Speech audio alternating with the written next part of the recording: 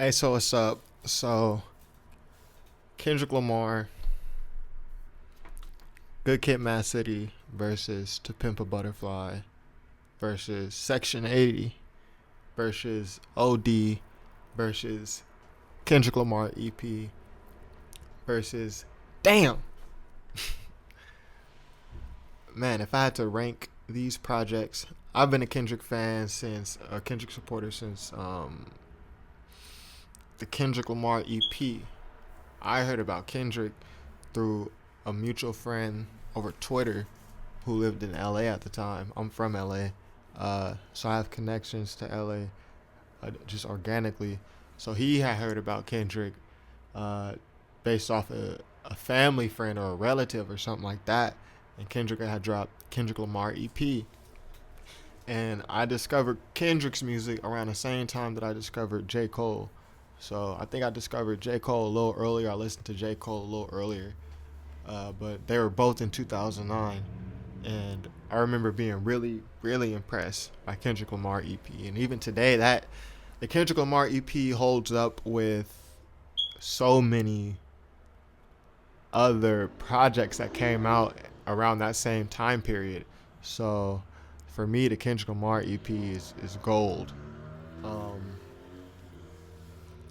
OD, which is overly dedicated, I remember that being a very anticipated project when it dropped, before it dropped. And around the same time OD was dropping, TDE was hyping Schoolboy Q's project Setbacks, which I also really like.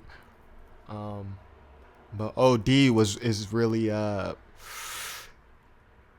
it's a great project also. And when you compare it to, again, other projects that came out around the same time, OD is one of the top 10, top 15 projects that came out in that year. Songs like The Heart Part 2, um, songs like P&P Part 2, Ignorance is Bliss. Kendrick has so many hits on, I mean, not mainstream or pop hits, but I mean like bangers on OD. Michael Jordan. Um, but yeah, Section 80. Section 80 was a level above OD and EP to me. Section 80 is easily better than OD and than EP because Section 80 took on a theme, it took on a concept, it took on a complex structure, it took on I don't want to say deeper topics because OD and EP hit on some really deep topics. Also, that's been a theme in Kendrick Lamar's music ever since he's rapped under the alias Kendrick Lamar, that I know of. So yeah, Section 80, it has that bite to it. It has that social. It has a more social awareness to it. It stick to you a little harder than EP and then OD. Songs like Fuck Your Ethnicity, Rigor Mortis, Hold Up. I can go on and on. High Power, Absol Outro. Uh, you know, I can go on and on. So, Section 80 is arguably one of Kendrick's best projects, if not the best projects. So, if I'm going to rank Kendrick's projects, Section 80 is definitely going above OD and EP. Kendrick next project after Section 80, and I'm going off memory, so excuse me if I'm wrong. Correct me in the comments. Um, Good Kid, Mad City. Now, this is a Good Kid, Mad City is a classic, hip hop classic. It was the best album to come out in its time. It stands alone with only a other few albums that you can name. Not only in terms of hip hop, but in terms of music in general.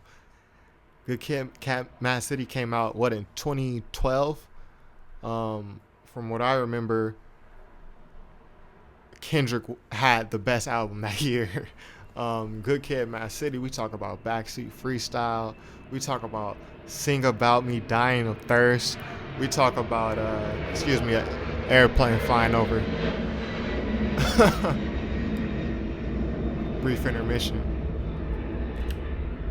But yeah, we talking about Compton, Good Kid, Mad City has some hits on it. Easy. When you name Kendrick's best songs, a lot of them are on Good Kid, Mad City. His best, most well-known songs are on Good Kid, Mad City. It really brought back the storytelling theme of an album throughout an album. It kind of brought that back for its time, and it inspired other albums like My Crazy Life by YG, where there's a story, there's an ongoing story, there's voice messages as skits and outros, there's things are connecting, there's an overall theme. The whole album has a theme, has a story. In My Crazy Life by YG, of course. I Told You by Tory Lanez, another album. Lots of voice messages, like was on Good Kid, Mad City. Ongoing theme, a message. And of course, Kendrick didn't start this. He wasn't the first person to have a theme or a story in his album. But for hip hop, he brought that strategy, that take on an album back for its time. Because artists really weren't doing things like that. Hip hop artists, it wasn't as common as it was right now, or at post Good Kid, Mad City, I should say. So a classic album. It had impact. Great songs. Swimming Pools, another great song. That's on Good Kid, Mad City. Am I gonna rank it above Section 80? Ooh, I don't know. But let's continue. What came after Good Kid, Mad City? Was it Untitled Unmastered? Untitled Unmastered is arguably the best compilation album in hip hop history, next to Nas's The Lost Tapes. When else have we gotten just a gold mine of records? Unreleased records, basically quote unquote throwaway records, unreleased records from artists that are then released back to the public. There are so many artists that have vaults and vaults and gigabytes of music that never sees the light of day. But here Kendrick blesses us with Untitled Unmastered. Great compilation of throwaway, I don't even want to call them throwaway records. Great compilation of records, I guess, that didn't make certain albums or just collected over time. If you haven't heard Nas's The Lost Tapes, go listen to The Lost Tapes. Another great compilation hip hop album. So if we talk about ranking Untitled Unmastered next to Kendrick's other projects, I wouldn't rank it above Good Kid, Mad City for sure. I wouldn't rank it above. Would I rank it above Section 80? Hey, Untitled Unmastered is good though. I wouldn't rank it above Section 80, but am I gonna rank it above OD? That's tough. EP, that's tough. So we gonna save that one. To Pimp a Butterfly next in Kendrick's discography. To Pimp a Butterfly, beautifully structured album. Very sonically, it's different than Kendrick's other album. There's live instrumentation. There's more jazzy feel. There's more funk. There's more of a there's more of that organic black root structure up in there. More social topics spoken on, a little more aggressively, militant as they would call it in the newspaper. So To Pimp a Butterfly Kendrick was really on one on that album, but it had jazz and it had funk and he had stories, but he had aggression, he had passion. To Pimp a Butterfly was a really, really great album, arguably Kendrick's best album. So am I gonna rank it To Pimp a Butterfly higher than Section 80? Me personally, yes. Am I gonna rank it above Good Kid, Mad City? Ooh, that's tough. But then let's go on. Kendrick's most recent project to date. Damn. Now, this album, and it's only been about a month since this came out, a month and a half since this came out, as I'm making this video, or audio or whatever. But I haven't really sat back and critiqued. Damn, I have it on. I bought a CD version. I bought the physical. So I listen to it almost daily, and I'm just enjoying the album.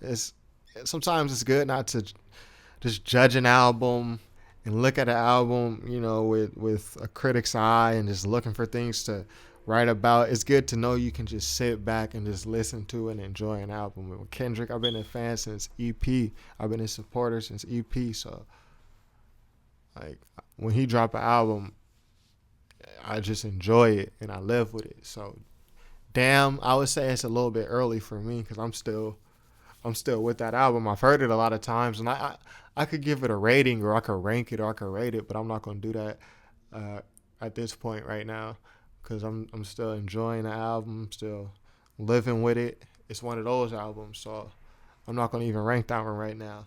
But if I gotta say Kendrick's best album, mine is Damn. Number one, or let's start from the bottom. Or should we? Yeah, let's start from the bottom. Let's start from the bottom. I'm gonna say at the bottom, I'll put. And all these records are so great. That's what makes it hard. They're all so great. So being at the bottom is not an insult. But at the bottom of the totem pole, I'll put EP, Kendrick Lamar EP. Then I would go Untitled Unmastered. And this is from the bottom going up, by the way. So basically starting at 10, going to 9, 8, 7, 6, 5, 4, all the way to the best album. So yeah, EP, Untitled Unmastered. OD, Overly Dedicated. Man, this is tough.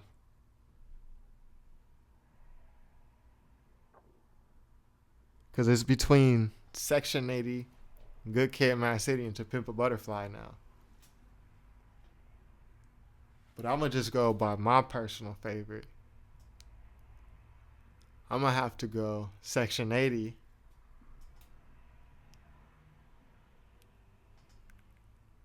Good Kid, Mad City, To Pimp a Butterfly. Ooh, I mean, To Pimp a Butterfly is number one. But I don't know. Good Kid, Mad City is so. I gotta put Good Kid, Mad City. I don't know, man. I don't know. I can't decide between Good Kid, Mad City, and To Pimp a Butterfly. And even putting Section 80 right there feels kind of weird. I can't do it, man. Maybe y'all can do it. In the comment section, how would you rank Kendrick Lamar's albums from number one down on?